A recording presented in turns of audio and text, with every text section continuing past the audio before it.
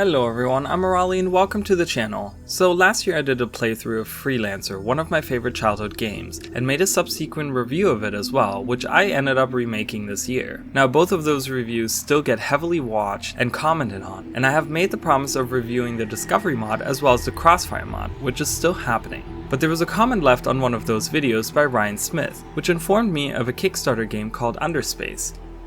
Now, I had never heard of it, and the way he put it is that they have a demo, which is pretty much a copy of Freelancer. Now, I didn't know what to think of it, and it sounded exactly like the kind of game that I wanted to see be made, a true spiritual successor to Freelancer. So I ended up checking out their website, and oh my god you guys, I immediately fell in love. There were a lot of things that appealed to me right off the bat, so I ended up downloading the demo and trying it out. I obviously didn't want to make a proper review of the game since this was only a demo, but I did go through the first available mission and looked at all the different things this game has to offer, and I'm surprised that this Kickstarter project doesn't have more support than it currently does. So I would just like to take this time to give you guys an overlook of the game and what is shown in the demo, and then I will talk about the things I liked and the things that I disliked. Now since this is just a demo, I cannot be certain that things in their current build are the same, and I'm sure they're working to improve things every day. So some of the things might not apply once we see a newer version of the game. With that being said, let's get right into it.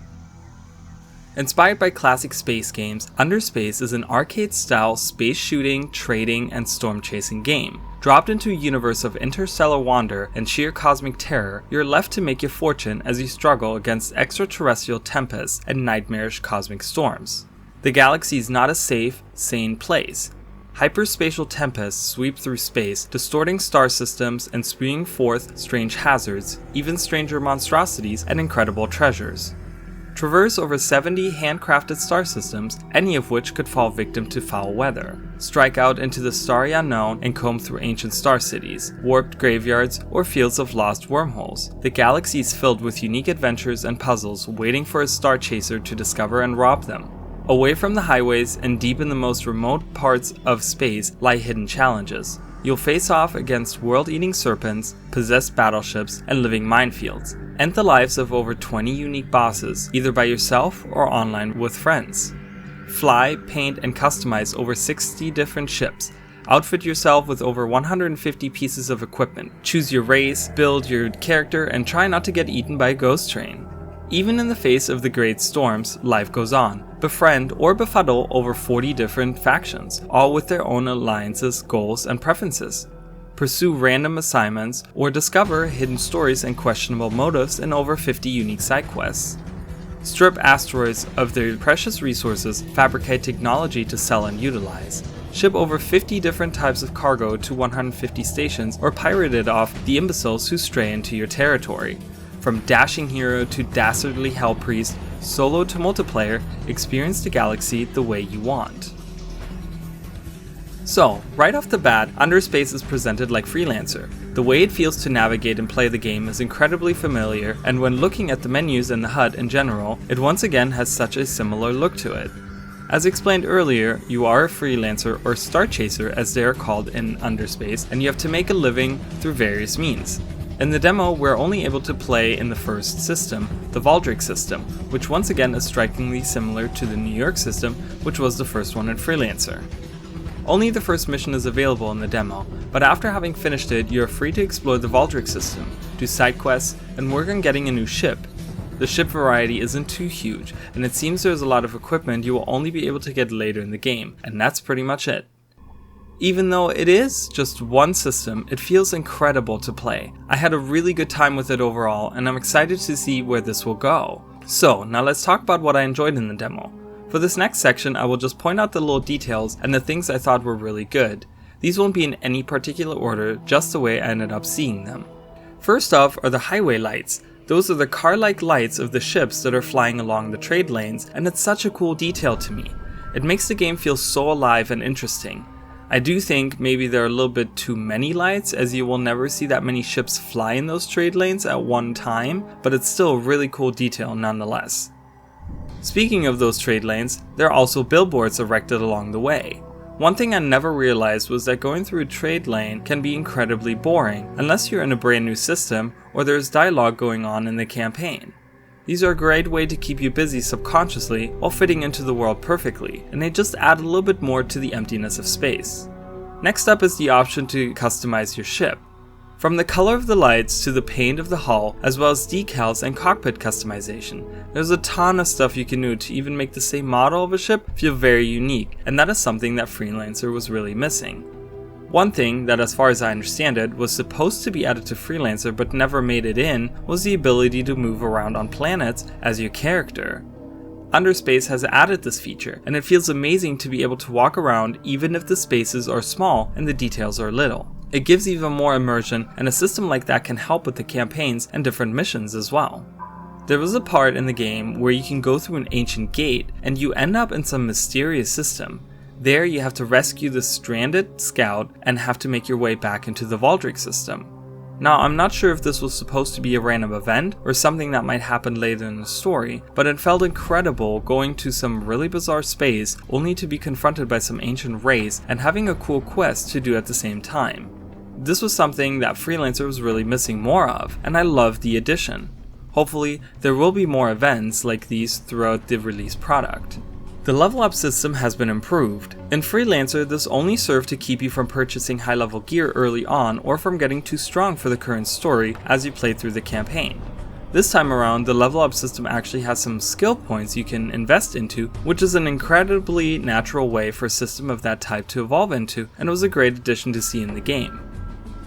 Now, the voice acting is both a good and a bad point.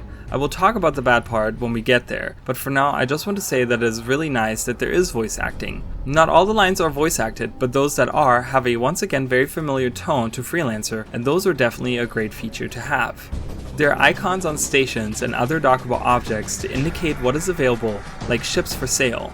This was something that was annoying in Freelancer. You could never tell if new ships would be purchasable at a station, and you would have to go through the whole docking sequence just to find out that there's nothing new for you. It's nice to have a small detail like that to clarify things. It makes it feel much more streamlined. When hailing ships, you now get whole dialogue options.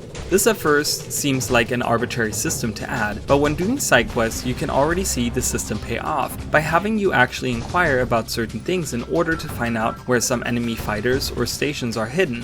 And I'm sure that with careful consideration, this mechanic could have a huge impact on not just the general gameplay, but specific points in the story campaign as well. That's pretty much it for the details that stood out to me. Of course, this is just me basing it off of coming from Freelancer and improving upon that game, which seems to be the goal here. Next up, let's talk about the things I disliked. These obviously are subject to change as I do not know how old the build is for the demo, and like I said before, I'm sure the developers are working hard to improve on all aspects of the game. The cruise speed seems to be fairly slow. It's really supposed to be the out-of-combat speed of choice, but sometimes it feels a little slow, especially when going from different stations and planets through trade lanes to the other side of the system.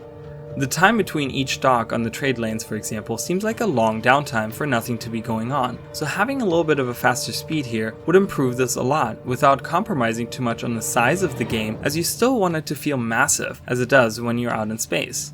The ship variety seems odd. I found multiple different named ships with different stats, but the models were exactly the same as some of the other ones. This might just be because we are playing a demo and they didn't want to show off too many of the models, or perhaps the new models hadn't been implemented yet, though if it is meant to be the way it is implemented right now, it feels incredibly redundant to have 3 to 4 ships of the same model with slightly different prices and stats.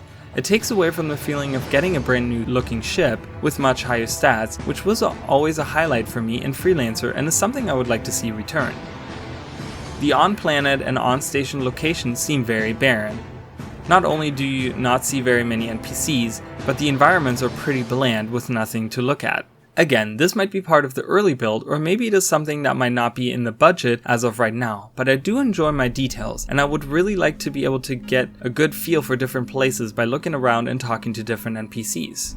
One thing that was always fun to do during long flight sessions was the ability to look at menus and read about different planets, factions, and equipment as you traverse the game. This is still doable, but none of the menus are see-through like they were in Freelancer. And I know this might sound like a bit of an odd point, but I was always happy to be able to see what was happening in-game while I'm reading about whatever cargo I was carrying or whatever planet I was flying by. Now I feel really insecure, and I wouldn't know when, for example, a trade lane gets interrupted while I'm reading something interesting, and that is something that just makes me not want to interact with those menus as much, but I would like to appreciate the lore and the info that goes into writing those descriptions. The targeting in Freelancer, which is part of the amazing movement system in that game, feels somewhat off in this game. The little icon that is supposed to show you where to aim your gun seems to be off sometimes, which can get aggravating when trying to shoot down an enemy in a dogfight while 3 other enemies are trying to shoot you down. I'm not sure if this just needs to be refined, but I would like to see this particular part be improved upon, since combat is a huge part of a game like Underspace. Lastly, the voice acting. Now, I did have this as a good point as well, because having voice acting in this day and age is just incredibly nice, but the issue here is that some lines feel very awkward. For example, when an enemy dies, they will call out "no," but this will be done without any passion, and it's in fact pretty hilarious the way it sounds now, which is immersion breaking. No. I also think that the dialogue for the main campaign should be voice acted. Now, I do have to say that I understand that professional voice acting is not cheap to have in your game, and for what they do have, they have done a decent job. But I also know that there are small-time voice actors out there that would do it for cheap, if not free, and that is something that I hope they will look into going further. So that's pretty much it on my thoughts on Underspace. I did enjoy the game very much, and overall I think it has potential to be a fantastic game. There will be footage in the background for you guys to see for yourselves how it looks. There's also a trailer available on their website, which I will leave a link to in the description, and that trailer has even more interesting things that aren't available in the demo currently. I will also implore you guys to go check out their Kickstarter and Discord, and show them support if you're a fan of the Freelancer game, the mods, and things like Star Citizen. With Star Citizen in particular having gained so much attention and raised so much money over the years, it shows that there's an avid interest in these types of games. So I'm sure that we can help these guys really bring this game more to the forefront and show them as much support and love as I know people have for these types of projects. I know that I will be following this project very closely, and I hope that it will gain some traction over the next few months. But that's all I have for you guys for today. I really appreciate you guys watching, and let me know what you guys think in the comments down below. I would also like to point out that I do stream over on Twitch every Sunday and Monday at 9:30 p.m. Eastern Standard Time. Come hang out with me over there sometime. Thank you guys so much, and I will see you guys later. Bye guys!